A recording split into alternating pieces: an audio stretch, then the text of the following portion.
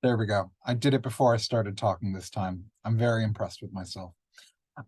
Thank you so much for joining us for this next in our series of parent and family webinars designed to help you with supporting your student during the college journey. The topic of our seminar tonight is home for the holidays. So that's Thanksgiving, the winter holidays, so on, and all the different changes that students go through during their time in college and what that might look like for you when they come home to you for the holidays. My name is Alex Hopkins-Ives. I'm the Assistant Director for New Student Programs here in the Academic Success Center, and I'm joined today by the lovely Olivia Taylor.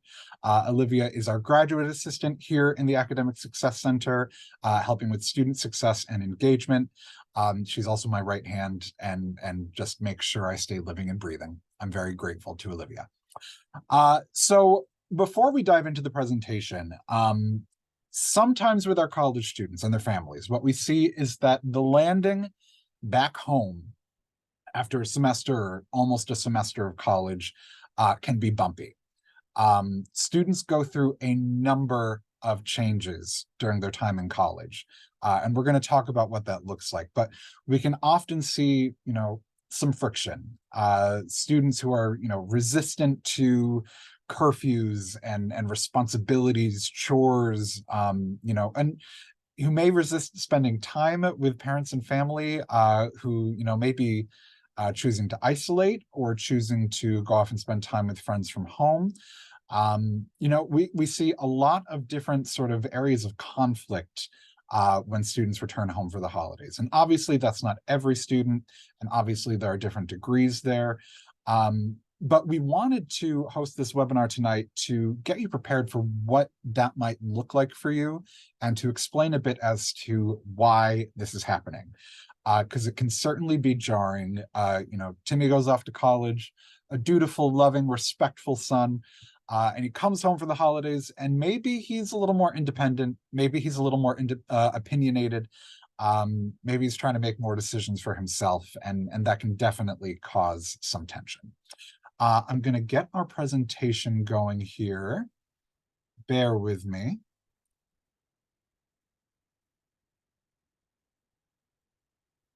Oh, good evening, Dorothy. Thanks for joining us tonight.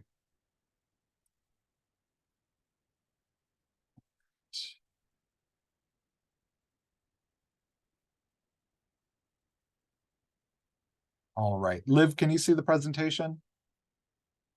Yes, I can. Awesome. I don't trust myself. I never trust it. I've done these things 1,000 times. I'll never trust it. All right, so let's dive on in. So we're going to be looking at this phenomenon in two different sort of theoretical lenses here, and I promise I'm not going to get too academic on you. There's this psychologist, Jeffrey Arnett, who came up with this concept of emerging adulthood. So not an adolescent anymore, but not really an adult yet. We're kind of looking at this age range of 17-ish to 25-ish, sort of taken as the upper and lower boundaries there. Emerging adulthood means our students, our children are finding themselves. They are exploring their identity. And identity exploration means testing the boundaries often. We've seen it, as our children grow, we see, are they comfortable jumping off that step on the play set? Are they going to be ready to go and do public speaking, talking in front of their class, doing a presentation? We see them testing the limits of their skills and ability. And that continues on into college with this identity exploration, who they are. So what we see is that our students are trying on different identities. Am I a devoted academic? Am I sporty? Am I social? Am I creative? Exploring these identities, trying them on, questioning them, critiquing them, seeing how they feel, and then keeping or discarding whatever may or may not work for them. This leads inevitably to a certain amount of instability. If a student doesn't have a really clear, defined sense of self, and we don't expect them to yet, that's what we're here to help support with. But if a student doesn't have that clearly defined sense of self, it gives them sort of a rocky basis on which to act and live. They're figuring things out. They are figuring out who they are and how they want to relate to the world. And what that can mean is that they don't have that firm foundation in order to interact with the world. There's also obviously the instability that comes with being a young adult, an emerging adult. You probably don't own property. You may own a car, maybe not. You're definitely, if you're living on campus, you don't own your own space here. You're renting, essentially. You don't have a degree yet. You may or may not have a job yet. There's a lot of instability that comes with some of those key factors of life not being settled yet. And that can cause discomfort as well, especially when they're playing the comparison game. Well, the guy living next door to me, he's got a car, he's got a job already, he's got a scholarship, I don't have a scholarship. That instability when we're comparing and judging identities can be a source of discomfort for our students. And that really ties into the fact that during this age period, our students are predominantly self-focused. They are really reflecting internally primarily. And that can be disconcerting. Again, this fictional student, Timmy. Timmy used to be just the most caring boy. He would ask me how my day was when I got home from work. He was always paying attention to my feelings and my emotions. But now that Timmy's come back from school, he's just talking about himself. He's just talking about his feelings and his experiences. That's not uncommon. That is not uncommon to see in our students, because while they're going through this period of identity development, all of these pieces of information, all of this data is flying to them, flying at them, and they're digesting it and either internalizing it or discarding it as is necessary. So that self-focus is not coming from a place of selfishness. That self-focus is healthy in this age group, because there's so much that they're trying to figure out. And so in this period of self-focus, they're also feeling caught in between these identities. So not necessarily one thing, not necessarily another, and that's an uncomfortable place to be. I would say, for most of us, I'm not going to assume everyone on this call, but I'd say for most of us, we have a general idea of who we are, what we want out of life, what our expectations are. That can't be said for the vast majority of our students. They may have a general idea, they may know, well, this is the major I want and this is the career I'm looking at, but who they are in relation to that major, who they are in relation to that career, that's something that they're going to be working on for a while still. That's something that they're going to be figuring out. And so they're in between these different identities, and that can be an uncomfortable place to be. Some students are very comfortable with that discomfort. They love the freedom and the opportunity and the diversity of identity that they can explore at college. That's not true for every student. That is not true for every student, and that's not a deficit. That's just a fact. So that in-betweenness, again, can be a really unpleasant place to be while they're exploring different identities. But as I mentioned, there are so many possibilities and opportunities. I like to say, college is not the only time for you to explore identity, but it is one of the best times to explore identity, to figure out who you are. And it's because you have this time. Obviously, this is a very unique time in terms of the human experience, attending college, being around all these other similar age students going through similar experiences. That's unique. That's not something you can always attain in the real world. But it's also, we're also dealing with an overwhelming number of possibilities and opportunities. We offer, how many majors here at Brockport? We have how many student organizations? There are how many jobs out in the world that they could be considering? It can be overwhelming. And so there's this balance to be found in between those students who love all of that opportunity and who need guidance and support and some decision-making assistance in exploring all of those possibilities and opportunities. Because really, the thing to remember, as smart as Jeffrey Arnett is and as important as this idea of an emerging adult is, it's so subjective. It's so relative to the individual student. We can see trends, we can see general ideas, we can see that these are commonalities that we see in college students, but by no means is the experience going to be the same from one student to another. Humans are too complex for that to be the case.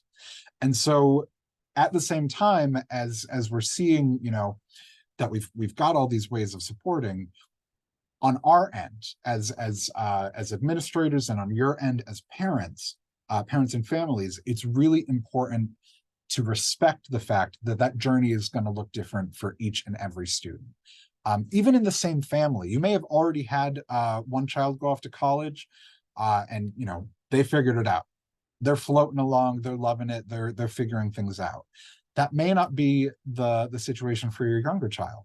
It may be a completely different experience for them. So even within a family, that experience is subjective. It's very relative. Now, along with this idea of the emerging adult, we've got this concept of self-authorship, and that's a theorist, Marcia Baxter-Magolda. What Baxter-Magolda posits is that we are all in this sort of process of self-authorship along cognitive, interpersonal, and intrapersonal developmental matrices. So we are figuring out how we think, how we form opinions. We're figuring out how we relate to ourselves, how we interact and define ourselves, and how we relate and interact with others.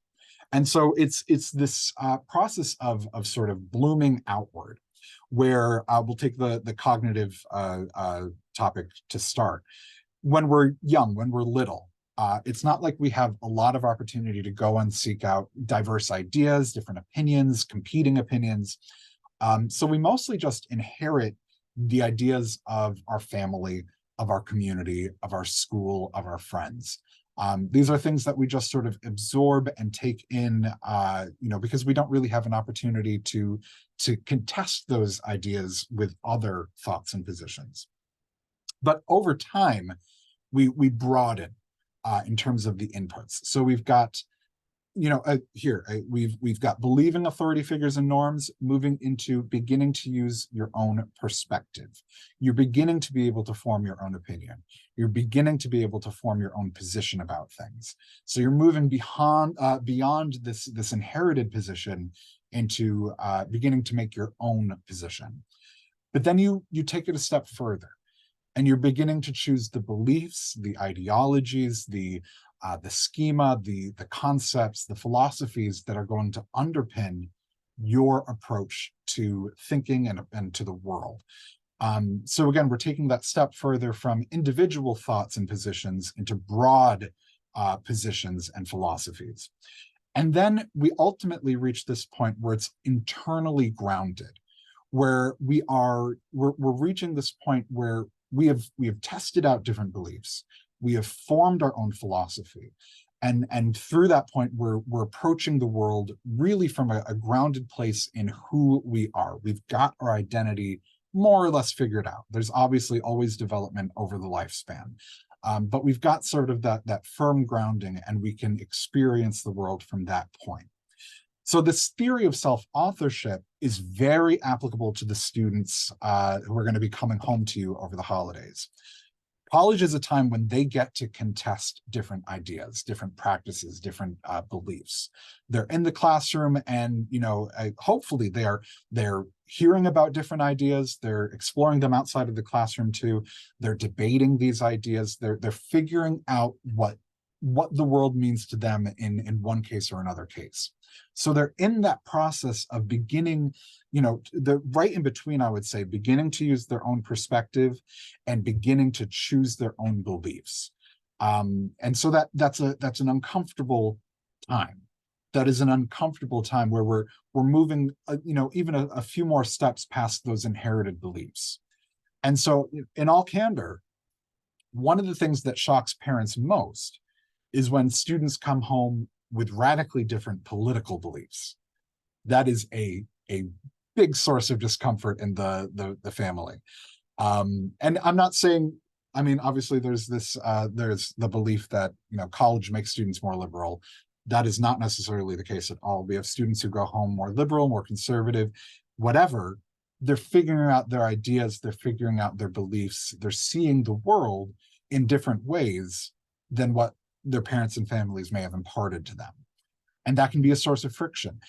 The thing to remember, though, is that it's healthy and it's common that they're exploring their identity in that way, that they are considering different ideas and, again, trying them on. They have not formally and permanently committed to one belief or another. They're in the process of just trying these different thought patterns on and seeing how they feel and fit for them. So it's almost, you kind of have to take a therapist position here. Timmy has come home and he's talking wild, he's talking crazy. That doesn't necessarily mean that's who Timmy is always going to be. That's just who Timmy is now. And loving and respecting the fact that Timmy is going through this exploration is going to be really healthy for him and making him feel supported.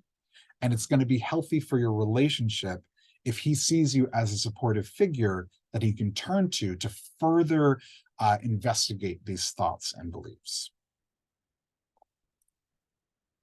And then sort of the last in terms of, the theory that I'm going to talk about today is this continuum of independence, interdependence, and dependence. So I think those terms generally make sense. And independence is acting on your own. Interdependence is acting in concert with others, with the support of others. And dependence is action that relies entirely or predominantly on others. So, a very sort of straightforward metaphor here is opening a jar of pickles. An independent person is going to be able to open the jar of pickles. They're gonna find a way. They're gonna smash that top. They're gonna get it open somehow. An interdependent person is gonna try and do it themselves, or they're gonna reach out for assistance if they can't, or turn to someone who has more experience with opening a jar of pickles. A very basic idea here. And then dependence is not even really doing that attempt. It's immediately turning to authority, turning to recognized figures and saying, open this jar of pickles for me. Please, I'm not going to do it. I can't do it. Open it for me. And so on this continuum, students are jumping all over the place right now. Because again, with this emerging adulthood, they're not adolescents anymore. They're not adults yet either. And so it's this back and forth between, different domains where they might feel independent, different domains where they'll feel interdependent, different domains where they will feel dependent. And you might see all three of those in the course of an hour. Realistically, students are going to bounce around in those different areas because of where they are developmentally. And the thing to do is to be supportive. I know that's the theme of the night, but to be supportive. If a student is visibly independent, if you are seeing they want to take initiative, they want to be taking control of themselves and their lives, obviously within reason, they're still your child, then you support that. If they are interdependent, you support that. If they are dependent, take a step with that. Take a pause with that and look at where that dependence is coming from. Let's take the jar of pickles again. Do they just not know how to open the jar of pickles? Should I be teaching them how to open that jar of pickles? Are they emotionally exhausted? And so they're turning to me to open this jar of pickles because with everything else that's going on, they just don't have it in them to do it. Or are they not taking initiative for just sort of empty purposes? That's when you challenge them and you push back. And it's hard to do as parents and families. It's hard to push back because there might be some strife from that. There might be some conflict from that. But it's important because we are trying to push our students towards independence and interdependence. The ideal is a mix of those things, because that's when we know we have an increasingly autonomous, mature, emerging adult. And Why does it matter? So sort of summing things up here, we want to recognize, respect, and affirm the fact that our children are in this journey to adulthood. It can be difficult as parents and families to take that step back and say, they're flying the nest. They've been at college, this is a pit stop on their way out the door into flying the nest, into being their own independent adult. It can be hard, so hard to accept that. But it's a sign of success when they can and they do. It's a sign of success when students are increasingly emerging into themselves, finding who they are, finding what they want out of life. We want to encourage our students to find their truest selves. Authentic living is generally speaking pretty happy living. When you're living in accord with your beliefs, with your values, with who you are. What's up? Lost connection. With who you are, it makes a huge difference in terms of what your approach to life is going to look like. If you're in constant conflict between your philosophy and how you're living, that's going to be a source of internal discomfort. And so we want to encourage that identity exploration because it's so meaningful for our students to figure out who they are, testing the boundaries, and then living life in accordance with that identity. I already touched on why we want to cultivate independence and interdependence. I'll leave that alone.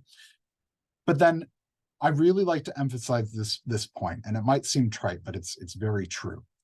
College is more than just class. Obviously, importantly, they are going to class, they are doing well in class, they're doing their assignments, they're getting good grades. Obviously, we want that. There are obviously the extracurriculars too. We want them engaged in every club and organization that they're interested in within reason. But college is growth.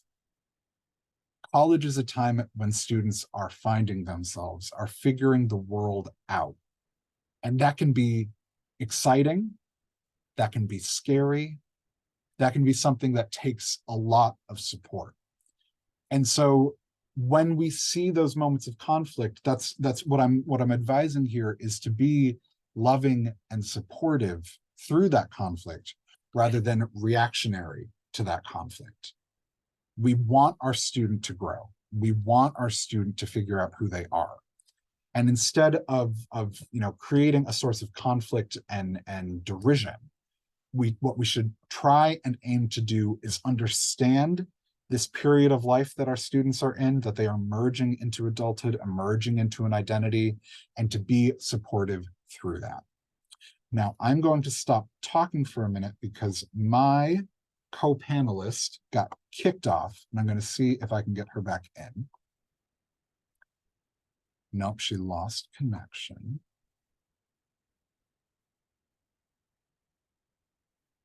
All right, give me just one moment here. I will be right back.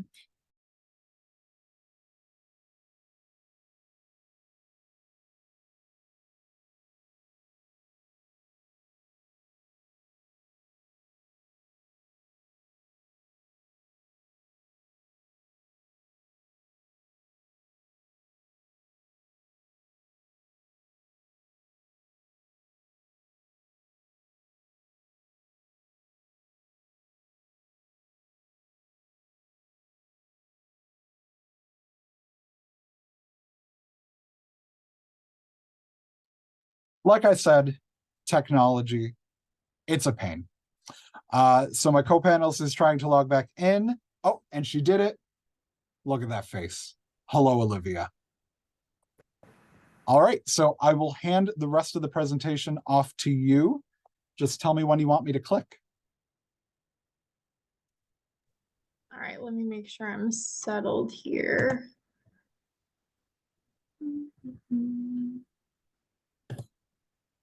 Okay, for whatever reason, I cannot see the presentation. Oh, let me resume sharing. There we go. Gotcha. Okay, did we cover this slide at all, or am I We starting wrapped here? up this slide, so we're moving into how can I offer support? Sweet.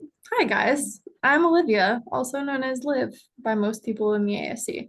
I know Alex already kind of introduced me, but I'm the grad assistant here and I'm also in the master's for counseling program. So we when we were thinking about this webinar for you guys, we wanted to offer some like tangible advice that you could kind of like sit with and ruminate on and just kind of like take what you want, maybe leave the rest, but really figuring out what you think would be applicable for you, your student, and like your personal household. Obviously, it's going to look different for everyone, but these are kind of the across the board pieces of advice that we figured would be generalizable to the public. So, this first one, communication is totally key. When your student is coming home, like Alex said, they're used to being in an environment that is separate from you.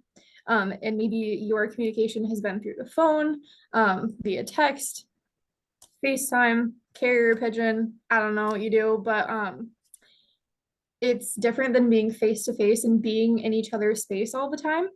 So when thinking about communicating with your student, it can be super helpful to reach out to them before they come home, just to kind of like bridge that gap that may be there after they've been away for some time. When it comes to avoiding misunderstandings, Alex mentioned that your student may be more independent than they were previously. So I know I can speak from my experience only. I can't speak for everyone, but I know that when I would go home for the holidays, I think sometimes my independence would be seen by my parents as a lack of respect, which, you know, I don't have kids, so I can't say that I fully understand, but I know that that caused some confusion and some conflict, a little bit of a power struggle type of dynamic. So, I will just offer that, like, if your child is coming off as disrespectful, obviously, if they're being like blatantly disrespectful, that's not cool. But if they're being independent, it doesn't necessarily mean anything about you. It just has to do with, like Alex mentioned, more like the stage of life that they're in. Now, when it comes to speaking in I statements, the ideology behind this is like before we point our finger at someone else and like blame them or like point out what we think that they're doing wrong, it can be so much more like emotionally effective to say like, I'm feeling frustrated right now when you did this.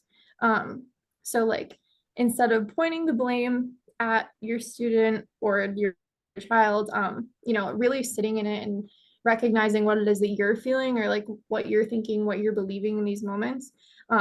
It might tone down some of the defensiveness that could come up with some of these misunderstandings or conflicts or difficult conversations. And the last point, listening more than you speak, that can be so challenging. But there's probably more for you to learn about your student now than ever before. You saw them through their development, you understand the core of who they were during that developmental period, but now they've kind of like blossomed and had like all these different experiences and have all this different knowledge and different things that you can maybe ask questions about or just sit back and listen to what they have to say. And like that could be a super cool connection building experience. You can go ahead and go to the next slide, Alex. The theme of respecting independence.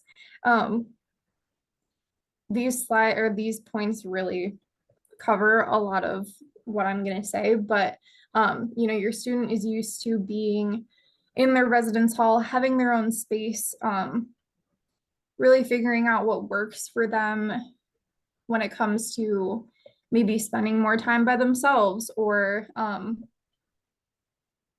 having a little bit more autonomy over how they spend their time and how they exist in their space. So being respectful of that, but also like this can be a conversation point too. Like, what has this looked like for you since you've been away at school? Like, how do you spend your time? Do you need more alone time? Like, would it be helpful if we spent some time together? Again, that communication is key, and just having this open narrative back and forth. Because like making assumptions or just like guessing behind the scenes, you never know. Like we don't know what our students need unless we ask and have conversations. um but then the next point, avoiding bombarding with questions.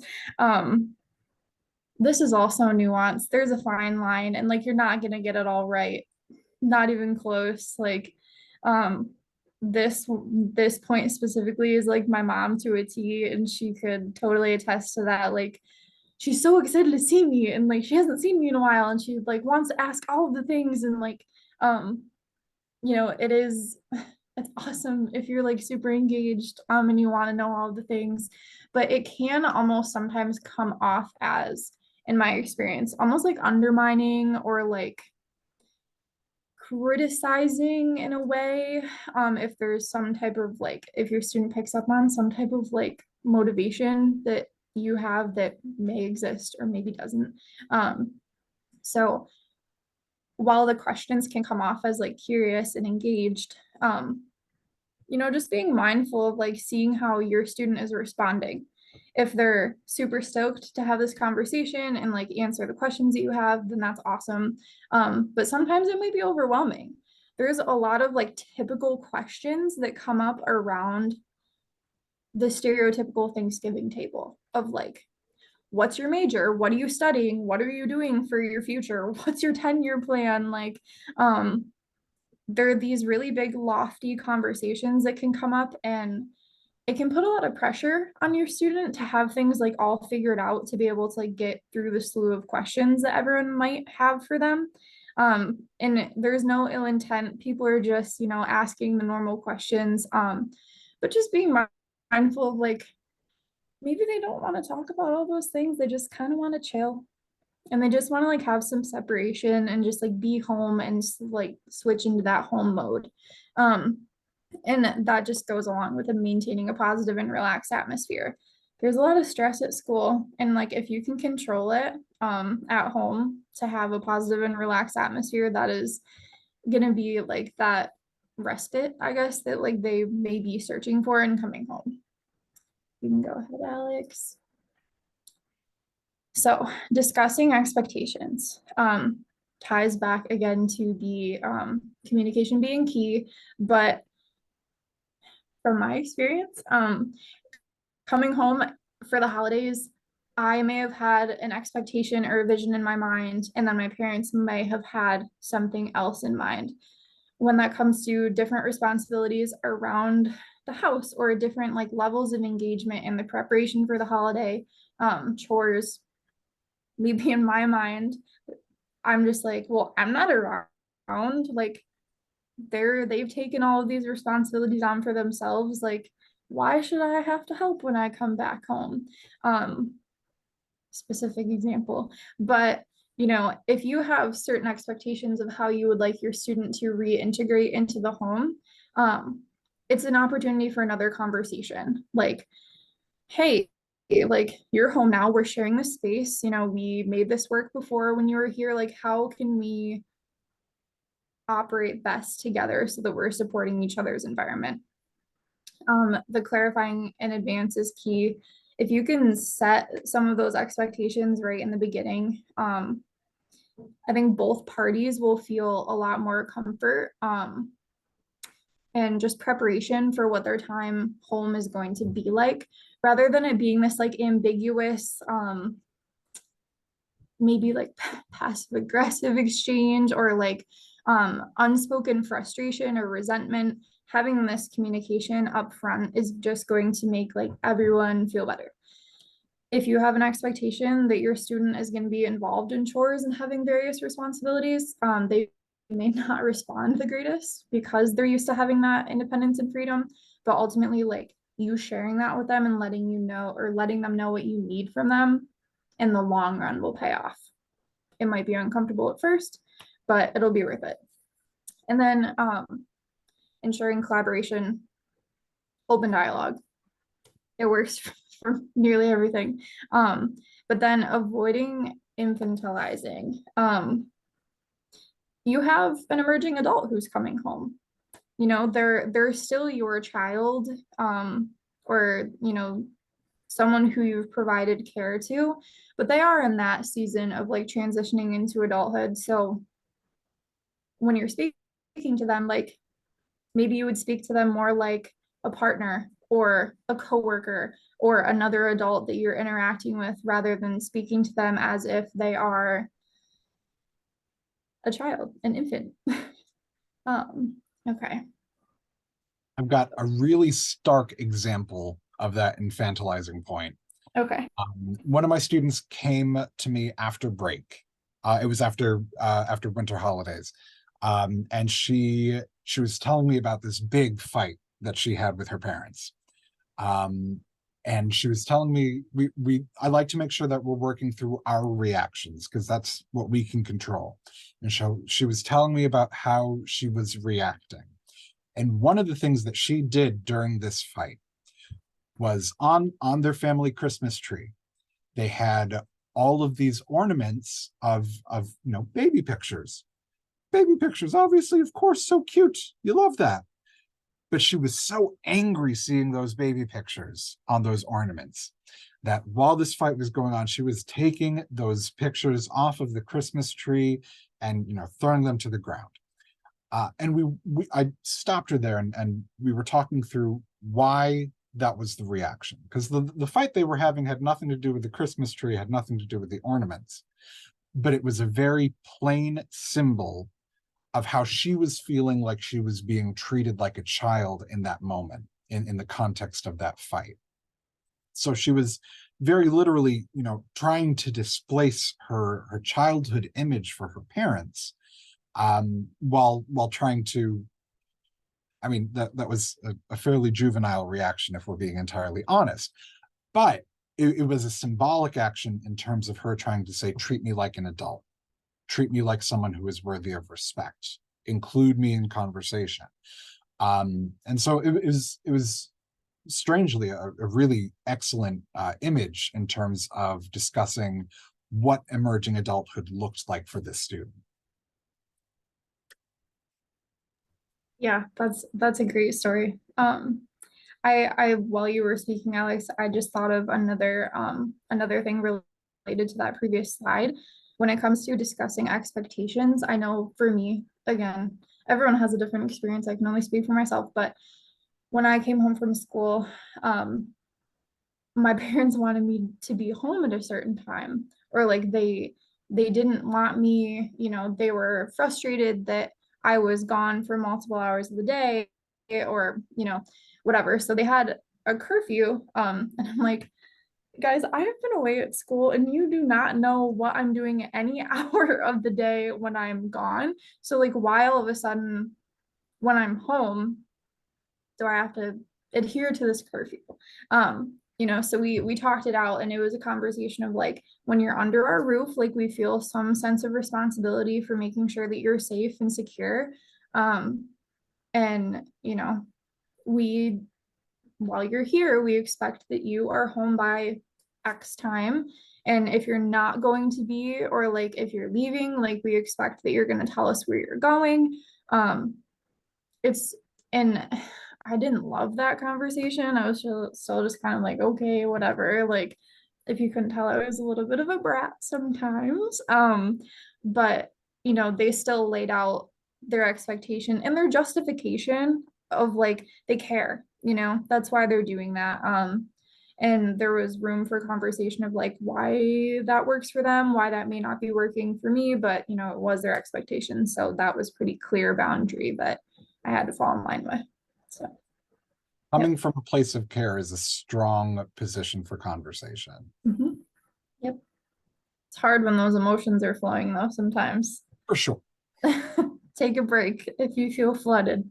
Okay, so another way that you can offer support to your student is by celebrating traditions. They've been away from home, they've been in this new environment, and going back to some of those previous experiences that may provide them with some comfort or some familiarity can be like really, really great for their well-being. So embracing and continuing traditions from youth, whatever is reasonable, that's totally different for every family. And again, having open dialogue around these things, like your student may want to be a part of certain traditions, but may not want to be a part of others. So giving space for that and having conversations around that is totally fine. And then just like if you have the capacity, involving them in making special meals, putting out decorations, sharing the different customs, maybe reminiscing on memories. But when if and when you're reminiscing, um, you want to do it in a way that it's filled with joy, rather than like somehow implicitly placing a guilt trip on them. And I don't know, Alex, if you can speak any more on that. I I don't really have any great examples for like reminiscing being controlling. Certainly. So one of the ways that reminiscing can be controlling is that remember back when you kind of conversation. Remember back when you used to curl up on the couch next to me and you would cuddle and we'd watch some Christmas movie or whatever. To you, that might just be a fond remembrance. To your student, however, that might be a sort of an implied putting them in their place as a child kind of conversation. And so it's a difficult needle to thread because on the one hand, I don't know about you, my family, we celebrate Christmas. There are all kinds of memories attached to that, dating back to when my wife was very young, when her cousins were very young. We've known each other for a couple decades, so I was there for some of that. We're talking about when people were properly kids and laughing and enjoying those memories. And I would say in our context, typically we're approaching that healthily. But there was one time when one of my wife's cousins really felt attacked by how much we were laughing and going on and on about this event from a previous Christmas. And it went from comforting and fun and pleasant and enjoyable to really feeling like we were infantilizing her. And so I mean, everyone in our family is either a mental health professional or an educator. It's ridiculous. So we turned it around very quickly. But it can be difficult, again, to navigate that very short distance between comforting and controlling. Mhm. Thanks for that. Yeah. So considering starting new traditions could be a super positive experience. It's great, to reenact things that maybe worked in the past, but like Alex mentioned in the beginning, like you have this person in front of you who has different aspects of their identity and different interests, and maybe like different experiences through understanding how other people celebrate their holidays. So it could be nice sometimes to like start with a blank slate and come up with something together. It's a creative effort, it's a collaborative effort, and it's something that is totally fresh for that season of life. And then down the road, it could be looked back on like, remember that time like when you came home from college for the first time and we like did this new thing. It just leaves a lot of opportunity for new emotions to come in, and could give your students some autonomy, creative leeway, because maybe some of the traditions in the past, were kind of imparted on them, whereas like this new experience could be something that they come up with in collaboration with you. Being flexible. So this is so much easier said than done. I've never been a parent, like I said, with a student, but I just know from my own experience, being flexible in any situation can be a challenge. Your student has a totally, maybe not a totally different life, but like the way that you envision them before they left for college may be a bit different than how you're starting to see them when they come back. Changes in sleeping patterns. They don't have to get up for school and be at school at like 7:30 a.m. like they did in high school or whatever. They may not have a class until like 1 p.m. So sometimes they'll sleep in until noon. And, that was totally different from when they were in high school. Their routines, they may take some time to themselves in the morning. They may like go for a walk. They may like shut themselves in their rooms and want to do their own thing. Or maybe they want to come out and like have a cup of coffee with you and talk. It's just going to be a lot of their preferences on their routines because that's how they can maintain a sense of stability. There's so much instability, like Alex said, at this time in their life. So if they can bring home some of their routine and stability that they had at school, it can make it a bit of an easier transition for them, for their body, for their brain. And then being flexible with them while you're readjusting to cohabitating. We've talked about it a million times already, like communicating, discussing things, having an open dialogue, and expressing our emotions healthily, walking away when we need a second, because it's an adjustment. And, it's kind of like moving in with a new roommate. Like you kind of have to like feel it out and see what it's like. So, being the parent or the guardian or the family member, if you can remember to show some grace on your end while they're finding a rhythm, while you're all finding a rhythm, hopefully they can extend some grace too. And those are conversations that we have with them. We have a workshop that's, upcoming where we'll have similar conversations with the students of like, your parents are going through an adjustment too. So, hopefully they'll have that perspective as well. But the last point is pretty self-explanatory, like having the expectation that they're going to be who they were before they left for college, behave the same way. It's just not really realistic. So if you can think about it now that like this is a totally new experience that we're going to be going through, it may allow you to be more open, be more flexible, and be less rigid with your expectations that could cause some disappointment. And planning some quality time. It may look different than how it has in the past, but I would imagine that your student would love to spend some time with you, even if they don't necessarily act like they do. Having a conversation about that before, right when they get home, like, what do you want us spending time together to look like? How frequently, in what capacity, where, what do we do? Is there anything new that you've experienced that you would like to show me? But really just allowing them some space to have some time alone, spend time with their friends. They haven't seen some of their friends in a really long time, and their friends have also been off at school. There's a lot to catch up on. And it can be very grounding for students to be around their friends. Like that can almost be the experience that makes them feel like they're home.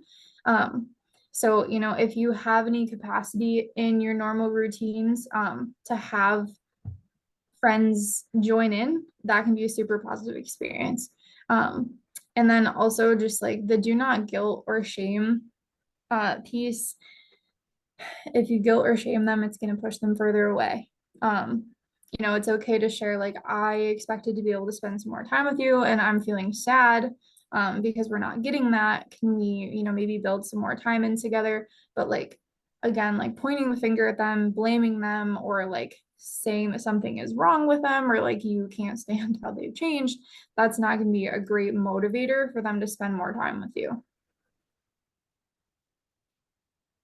Okay. And then kind of already mentioned this, but encouraging friend reunions. If you can provide a safe space for friends to get together, cool. If not, your student may want to go to other people's houses or like go out and do some things with their friends. It's okay to have an expectation that they're being safe, having open dialogue with them about that. You're still parents, you're still caring for your student. But I really did already cover all of this as I'm looking at it. But I know from my experience, coming home and seeing friends can be super, super comforting. And it was really fun to have my friends come do family things with us also when that was appropriate.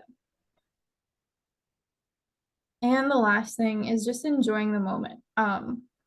It's a brief period of time that you will be cohabitating with your student. They've got what, like a month off in between semesters. So there's a lot of opportunity for you to just like sit back and almost have like a bird's eye view of everything that's going on. Like, this is where my student is at. This is the time of life that they're in. This is the new type of relationship I'm forming with them, with us like both kind of being adults now. And there's opportunity for new memories, for your family bonds to be strengthened. And then Alex put this quote that's on his wall in his office. I urge you to please notice when you are happy and exclaim or murmur or think at some point, if this isn't nice, I don't know what is. Kurt Vonnegut is my favorite author, and what I love about this quote in particular is just we as parents, as families, this is a weird time with our students. It can also be a time that flies by so quickly. I have an 8-month-old at home. She is the cutest friggin' thing on the planet. And I'm seeing her grow and develop and become, a tiny little person. And one thing that I'm proud of myself about is that I do take those moments to step back and really soak in those incredible moments. She started clapping for the first time today. And I took that moment to really feel how I felt about that, to soak in the image, to soak in the experience.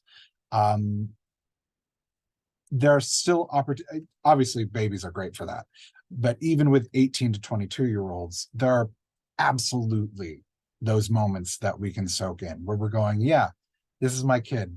I love them. I love this journey that they're on. I love who they're becoming. I love the experiences that they're having. I'm proud of them. I'm excited for them. I'm glad I get to be a part of that for them. Just using those moments for mindfulness where you are sort of, again, just soaking in the importance of what you're doing as parents and families, can really help with when the moments get tough.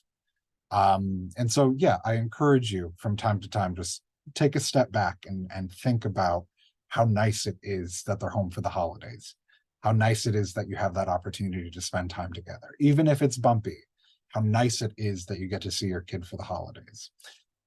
That is our presentation. I hope that it was informative and useful, that you got some tools and understanding out of this.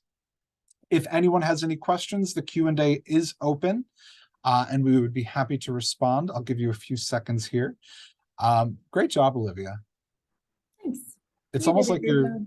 it's almost like you're doing graduate work in counseling or something. That brings up a little bit of a point. Yeah. I was just thinking, this whole presentation has been like how you as a parent, guardian, caretaker, whatever, like how you provide support to your student. But I think it's super important to acknowledge that like you may need support during this time too.